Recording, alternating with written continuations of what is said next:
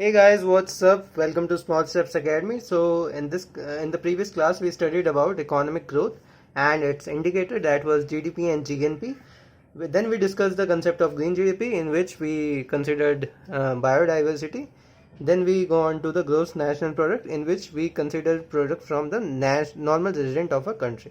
Okay, so guys, in this class what we are going to do, we are going to start from here only. Okay, as I don't cover this in full video because I shoot in 4K.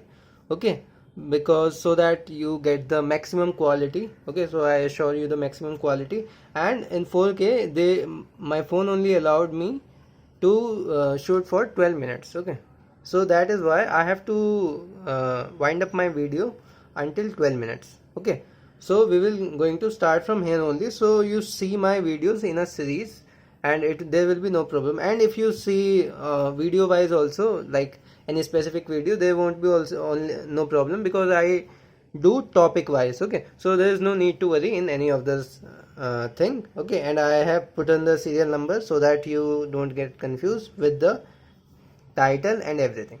Okay, so now we are going to move further from this.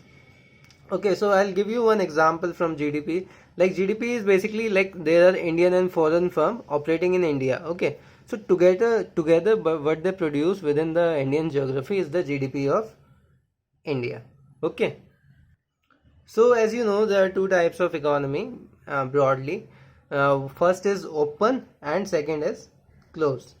Okay, so what will happen if there is an open economy? So in open economy, it is basically connected with whole the world. Anyone can enter and anyone can grow from the economy. Okay, so in the open economy, there has a greater chance of foreign investment, which you can also call as FBI. Okay, so in this case, you can say that GDP maybe is likely to be large. There is no hard and fast rule, but it is likely to be larger than GNP. Okay, and in the closed economy, no one is allowed to leave the country. Like if I live in India, so I am not allowed to go outside India and do economic activity. So I have to produce within India only, and no foreign official can come from their country. Like someone from US want to come to India to start a factory, so he cannot he also cannot come to India. So in this case, what will happen, this whole will be your GDP, and also since nothing is coming from outside and no one is going from here, so GDP will be equal to GNP. Okay, so this was just the small concept. Okay, so now we will move on to our net domestic product, basically net. So first you need to know that what is net. What does it net means? Net basically includes that it includes depreciation also.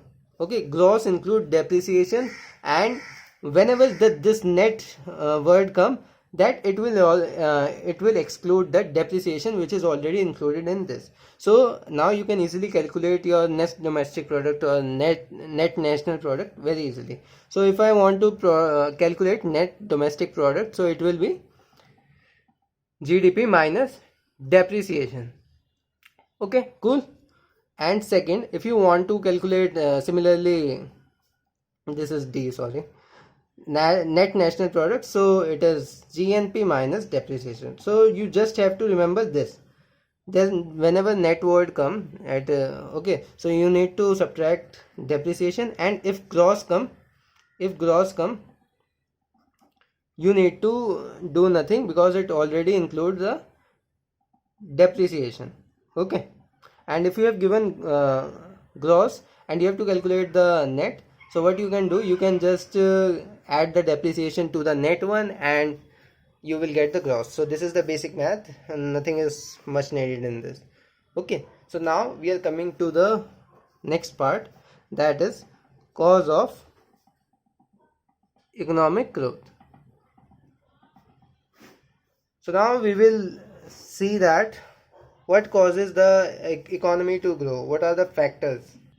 So there can be many factors. Earlier we have studied that what are the indicators that determine growth, that we determine growth from this. But what does this GDP is dependent on? that what creates its GDP and what leads to the increase. These are only indicators. Now we will see what is the cause, that what lead to increase in the economic growth. Okay, so I hope you know you got the difference between indicator and the cause. Okay, so you can also, there can be many cause. Okay, so but we are going to just discuss two or three. Okay, so the first one, which can be the new or discovery of new, basically discovery of new or better economic resources. Okay, so it is basically like if you have discovered anything new in your country, like if I live in India, okay, so the government discovered that there is a oil mine in India, so it can be very beneficial to India. Okay, so this can be also the reason from growth, because if we find any oil mine over here, it's just hypothetical. Okay, so we can also use which is the basic, crude oil is a basic product for many things. Okay, so it can be used for many things, so and we don't have to get dependent on others also. Okay, and we can also export. So there can be discovery of new or better economic resources. And if I give the second example, that was basically little bit different from this. Okay, it was not exactly this discovery of new or better. It basically means that if I tell you the example, like if you are uh, discovering the new and better methods of producing things, like there was earlier what we used to do, we used to produce electricity from coal only, but now with this innovation of solar power, wind power, with the innovation we are now used to produce electricity from many things, even from nuclear. Okay, nuclear energy, and which is very cheap. So when your cost decreases and production will increase, so it will basically lead to the economic growth. You will be uh, you will be better at producing goods at lower cost, so it will basically lead to a economic growth. So another way of economic growth, the second factor can be your labor growth. Okay, labor force, growth in labor force. Okay, because the more labor you have in your country, the more worker you have in your country, the more economic goods and services will be created. Okay, because you know that whenever the population increases, your consumption activity also increases, and due to the consumption activity your production has to increase to meet the consumption demand. So that in that case it will lead to the economic growth. Okay, now the third factor can be the superior technology, creating any superior technology.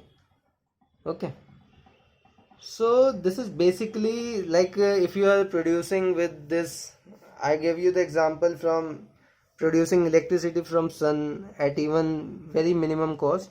Okay, and also from nuclear is the minimum cost. Okay, so like this also, if I am producing anything with any machine and it is outdated and I did some innovation, and like earlier there was desktop, then there was the innovation of laptop which you can also carry anywhere. So the superior technology also lead to the economic growth, but it is highly dependent on the saving and investment rate. Okay, and why it is dependent on saving and investment? Because saving and investment are necessary for R&D. What is R&D? Research and development. Because these things, if I want to uh, produce anything which is good in technology, so I need resources for the research. I need to do the research that what kind of technology it is using, and what can I do, what can I import from outside. So there is a lot of research while we were producing a new technology. Okay, then only we can produce any superior technology, whether in machinery or anything. So it requires a research and development cost, and which is basically dependent on saving and investment rate. Okay, so the another last one, we will take it last one we are taking that superior, sorry, not superior, specialization, basically labor specialization. So in this, this is simple, like if you are doing one thing on a regular basis, like I am making videos. Okay, I have 4 channels, so I make videos regularly. So now I am efficient in making many video at a day, even 5 to 6 video on one day, single day. Earlier what I was used to do, I was only able to make one video a day, but now since I am doing it again and again, so I have become specialized in this case. Okay, so now I take less time and I can produce more output in that less time. So I hope guys you understand this concept, and we will continue from here. So this was all from today's class. We will continue with what is economic growth rate in the next class. So thank you guys for watching this video. I hope you like this video. Okay, so bye bye guys. If you have any doubt, you can ask in the comment section. Okay guys, bye.